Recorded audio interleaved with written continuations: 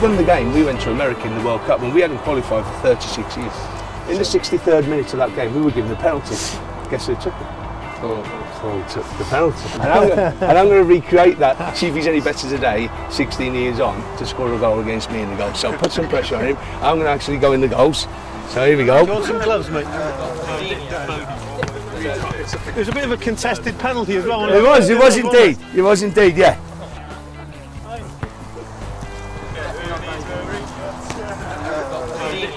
Now the goalkeeper actually had the ball in his hands and he looked the Paul in the eyes and he just went. Yeah, and I can remember turning around, lads, and thinking, I'm not having that on there. Worst thing I ever done. Then he aimed for the top corner. He aimed for the top corner.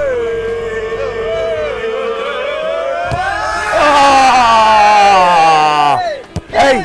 16 years too late. Hey, pam na from needing that noson yn nas, a ni di gael mynd am wyliau i America fysan. Well done folks, right? Well done, well done. Great,